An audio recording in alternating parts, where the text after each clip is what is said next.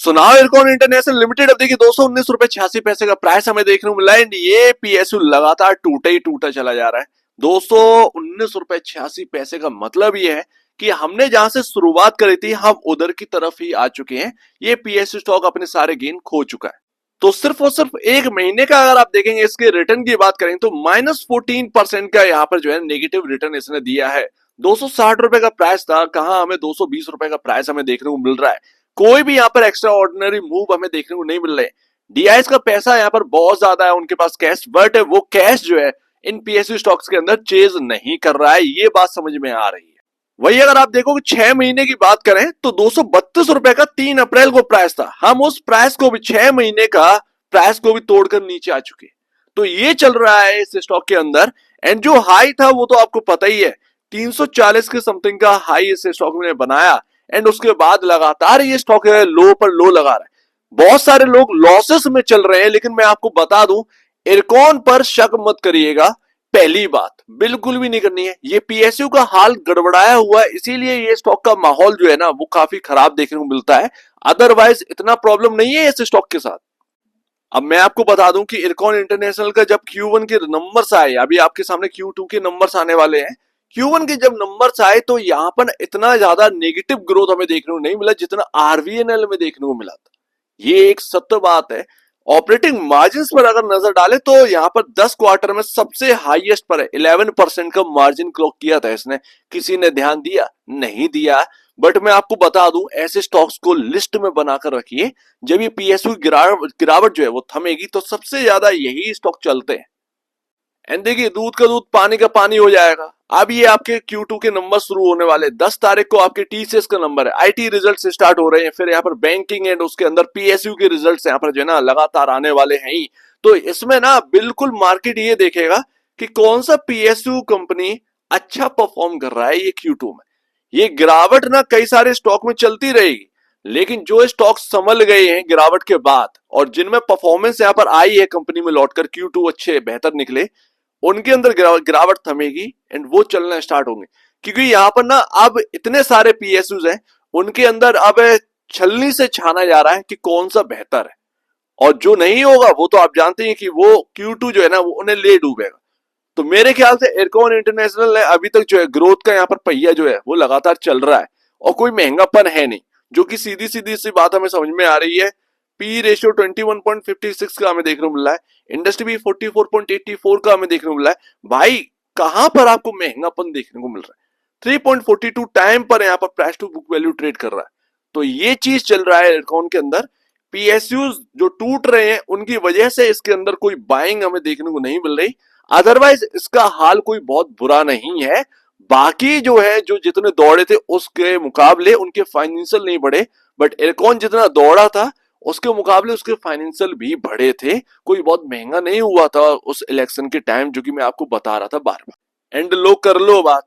अब अगर आप आरवीएनएल को देखोगे तो 12.20 टाइम पर यहाँ पर ट्रेड कर रहा है। 12.20 टाइम पर अपने प्राइस टू बुक वैल्यू पर ट्रेड कर रहा है। इरकॉन जो है वो आपको 3.45 टाइम पर मिल रहा है।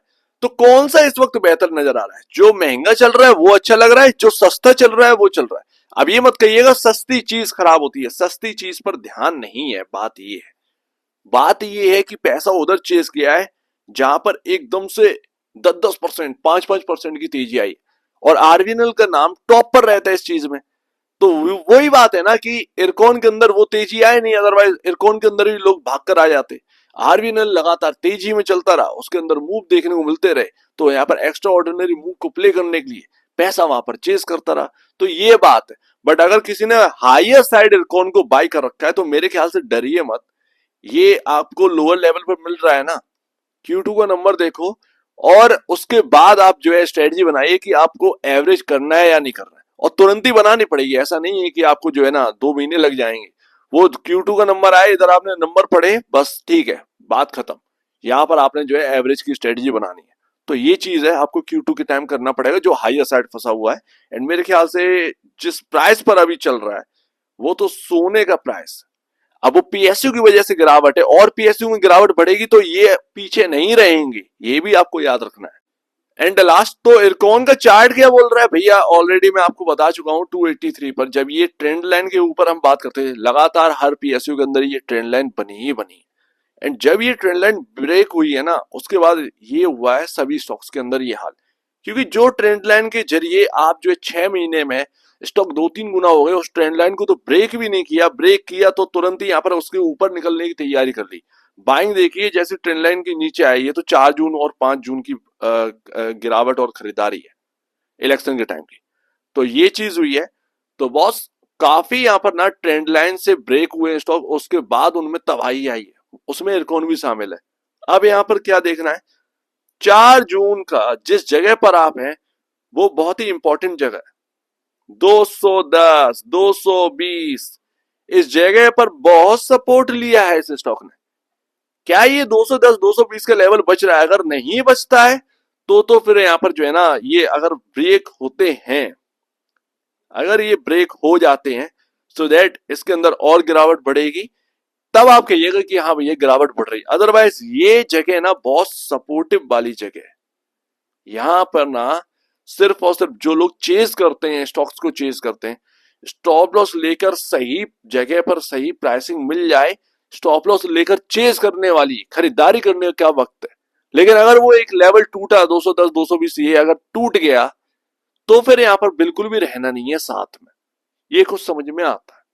उसके बाद मोस्ट इंपॉर्टेंट जगह वही है 193, 180। लेकिन उसके बाद अगर आप देखेंगे तो 1 जनवरी का जो प्राइसिंग था, जहां पर अपन लोगों ने खरीदारी की बात करी थी, 170 के आसपास का प्राइस था, तब मैं आपके सामने इरकॉन और आरबीएल के ऊपर बात करता था।